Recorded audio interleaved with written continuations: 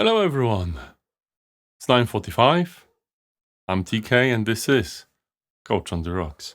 Lovely to see you. Thank you for tuning in. Let me know that you're here. It's always a live show. I like it this way. And I hope you like it too. So today I've read an interesting post by David James, one of the thought leaders in the L&D community and a host of a cool L&D podcast. And he published a post about the differences and benefits of proactive approaches to L&D versus reactive ones. No doubt, I fully agree with his post. And in fact, most of you would probably agree it's a no-brainer that, having a proactive approach is better. And yet, so many of us work reactively in L&D, where, it really matters, but in other areas too, where it also could matter quite a bit. So the question is why? Why do we spend so much of our times working reactively where proactive is what we need more of? And as always, I believe it's up to human nature. One thing is, when you see a tiger in front of you, you're conditioned to evolve to react.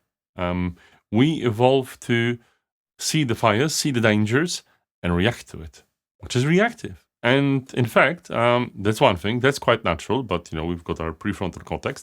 We can definitely plan for dangers ahead and for success in the long term. But the challenge is the reactive firefighting in many organizations is something that's clearly seen. Being busy, being the savior in the fires, the one that puts them out, is seen as heroic. Diligently working in the background on preventing fires that will never happen, it's easy to be taken for granted. Quite reasonable, sadly, really sadly. So many people, not only through their natural, inclination as human beings to work reactively, also don't work proactively because it isn't gaining the visibility, it isn't gaining the traction, it isn't gaining the praise that reactive work does. And as always, also, because we don't see the proactive work, because it's usually hidden, it's usually something that's BAU-ish, you would think that the organizations, when they're leaning and trimming down, they discount that and trim down only to the work that's visible, which is reactive. So when, there's so much to do, you focus on the immediate fires.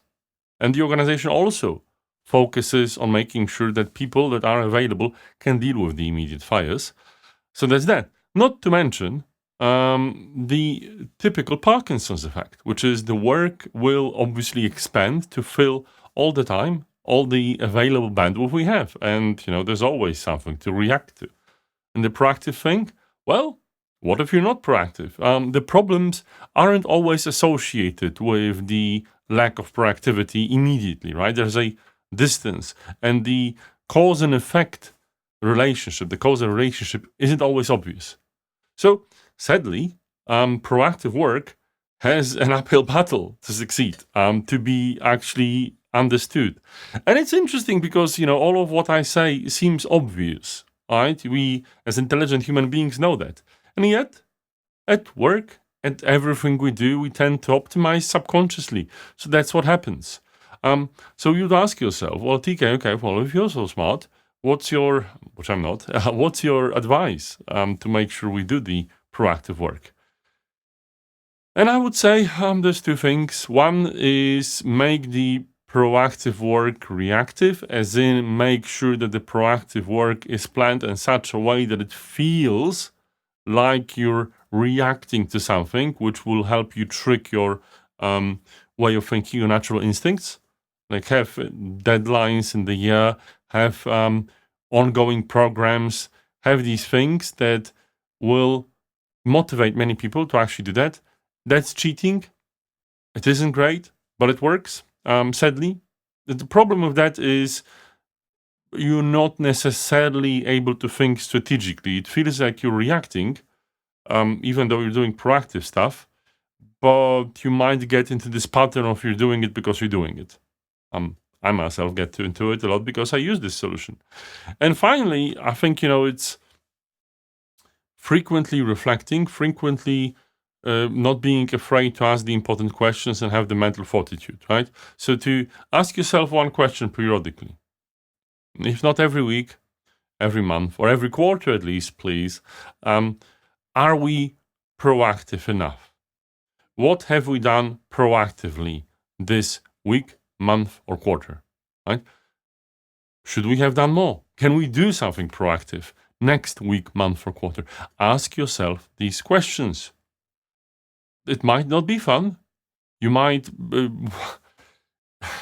I love it. I'm the person that always asks this question. And I feel how no one wants to. And I feel like I'm the one driving it. And I feel I can't take it anymore. How about I silent quit on asking this question? I really feel this. And because I'm the one that usually drives reflection, because I know that the first sign of things going wrong is when you silently quit on reflecting, when you silently quit on asking these questions. This is the first leading indicator that things are going wrong, and they quite soon might go seriously wrong. Never neglect that. If there's no one around you that asks these questions, be the one. Take it upon yourselves.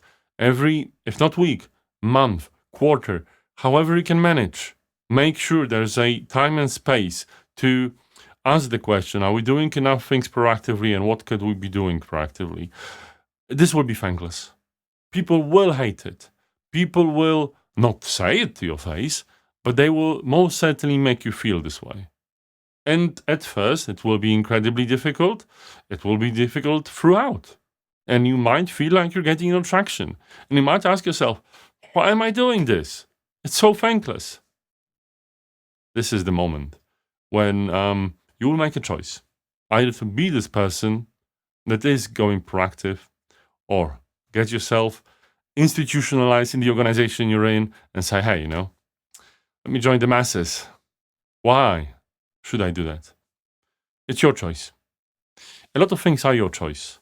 As a person, as a leader in any organization, in L&D too. Be the leader you want to be or not.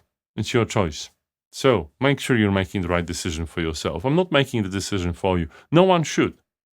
But what I'm doing is I'm provoking you to make sure you actually think and make the decision you want to make. Not the right decision for you. Thank you so much, and I'll see you tomorrow at the next episode of Coach on the Rocks. Bye-bye.